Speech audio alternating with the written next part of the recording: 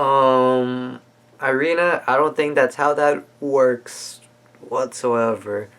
I mean, it's pretty funny, but that's not how it works. Anyway, what is up, ladies and gents? Nate here, bringing you my review for Assassination Classroom, Episode 9, known as Transfer Student Time. Because, we meet one of the new transfer students that were mentioned last week, but we didn't meet the other one yet. So, yeah. Anyway, the new transfer student that we meet in this episode is pretty much Skynet. Essentially, that's what she is, because she's an AI in a box that for what we know so far, she can't move, but she has like a bunch of artillery inside of her, which I don't know how it fits, but it's anime, and plus it's an anime about a gigantic yellow octopus monster thing that's a teacher. So I mean, realism, this anime is in it if that's what you're looking for. Anyway, her real name is, hang on, I had to write it down because it was, anyway, autonomously thinking fixed artillery. That's her name. Well, at least that's her official name. Later on, the students, after getting to know her, they name her Ritsu, which I find it funny because Ritsu is like, they took the kanji of artillery. I'm gonna put it here to help you learn some Japanese. It's just me going to the wiki and just, anyway. They essentially took the kanji for artillery and just took out half of it, which I guess that works, and it makes her Ritsu, which I found interesting. Anyway, Ritsu, when we first meet her, she's essentially just like any other robot who has like no feelings whatsoever, and her only objective is to get rid of Core Sensei, and that's what she does. But it's also interesting because she has more Skynet features, whereas she essentially adapts to her opponent, and like she keeps on like watching them, observing them, and just keep on attacking. Because essentially she attacked the entire school day, and the students, they didn't like that. Because remember, it's Koro Sensei is a teacher first, assassination target second. So one of the students, I don't remember his name, he was the one who kind of bugged Nagisa in the first episode, but like he essentially taped her up. I don't know how it worked, but like he just taped up her so she couldn't see, and so she couldn't like get her guns out and all of that. She was like, oh, I did not see this coming.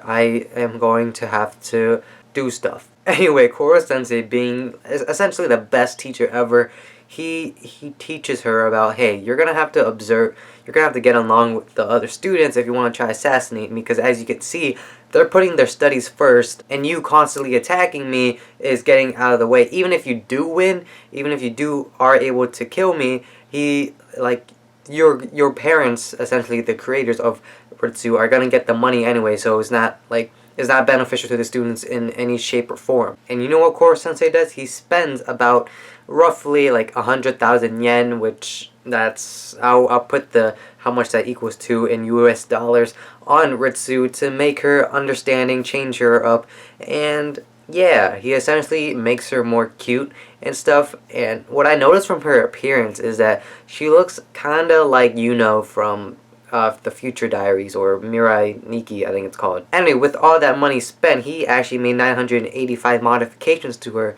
and it was pretty good because she was able to get along with students. The students didn't hate her as much. I mean, some students like, psh, gosh, man, freaking, you're still a freaking robot with you're just nuts and bolts and all of this. And essentially, you see her learn to get along with the other students and with Koro Sensei and all of this and whatnot. But then her masters, they come into the school and like, no, what is wrong with this school, or what's wrong with this teacher? Why did he make all these modifications to our child, so to speak? And so they essentially take her apart and reboot her to her factory settings.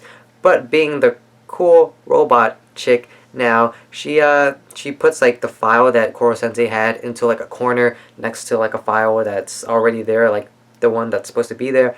And so essentially all the updates that they did, she just got rid of them, or she went against her master's will, and she has her own now, which was pretty interesting because Karma, like right before that scene, before her masters like broke her down and rebooted her, he's like, even though she has all these like updates from Koro Sensei, he's like, but does she's still a robot. She doesn't have free will. And then literally the next scene after, she has she was able to do what she wanted to do and essentially gain free will.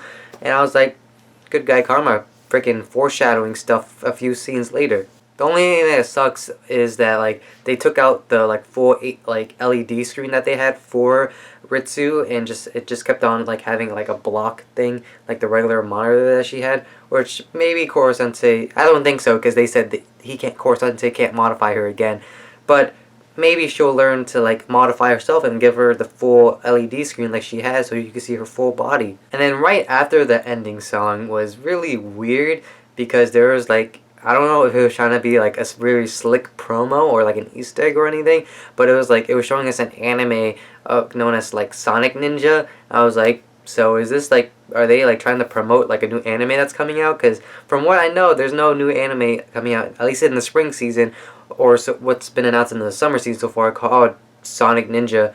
But actually next season there is a new anime called it's by Trigger. It's called the Ninja Slayer, I believe. Oh, one more thing. So there's a student that we haven't heard from, and remember, it's a really big cast. So like, I don't remember his name. I think I'm gonna call him 2D Kun. But essentially, like, one of the students makes Ritsu cry, and like you could see that because like in her background of her LED screen, it gets cloudy and it starts raining, and she's crying. And then essentially the first line that he gives, I'm gonna show the panel here, is like something something. I think this is great because like you take 1D away, she becomes 2D, and 2D girls are awesome because, you know, that's a Japan thing. And it's funny because one of the other students, I don't remember his name either, but essentially he's like, that's the first line you have and that's what you say? And I was like, man, that's really meta. So yeah, that was essentially the episode. A pretty solid episode. I think I'm gonna give it a B plus, B, or an A.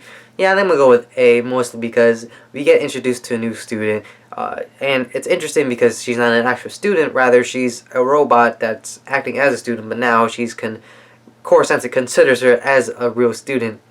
But besides from that, we see Koro Sensei make the modifications to help her out, to essentially like flesh out who she is, because Koro Sensei had a great line during this episode. It's like, it is not it's not my responsibility to care for what the parents think. It's my responsibility to care what the students think, and to help the students like flesh them out, because like the parents give you a certain personality, and it's for me to flesh out like who you are as a person and all of this. And I thought, man, Koro Sensei, where were you where I needed a good high school teacher? So my question to you guys is, what do you guys think the other transfer student is gonna be like? Let me know down in the comments below. With all that being said, I hope you guys enjoyed the review, and thanks for watching. But don't forget to leave a like if you think the video deserves it. Subscribe to my channel if I entertained your faces for a little while.